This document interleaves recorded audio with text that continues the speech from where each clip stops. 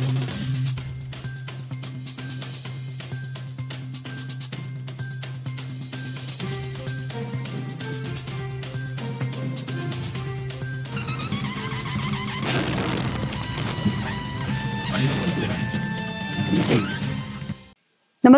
आपण पाहता हिरकणी न्यूज.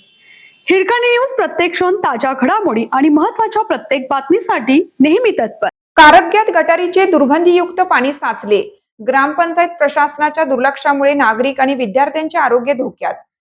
निपाणी तालुक्यातील कारदगा गावच्या प्रवेशद्वाराजवळ गटारीचे दुर्गंधीयुक्त पाणी साचल्याने नागरिक, विद्यार्थी आणि वाहन चालकांना मोठा त्रास सहन करावा लागत आहे.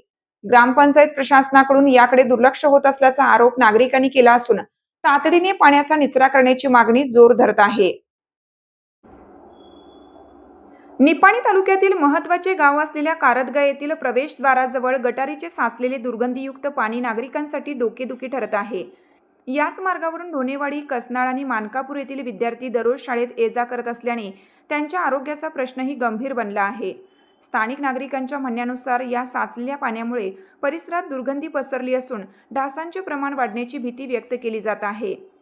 तसेच इचलकरंजी कारदगा मार्गावरील वाहन चालकांनाही या समस्येचा सामना करावा लागत आहे. सध्या ग्रामपंचायतीमध्ये प्रशासक कार्यरत असतानाही या प्रश्नाकडे दुर्लक्ष होत असल्याचा आरोप नागरिकांनी केला आहे.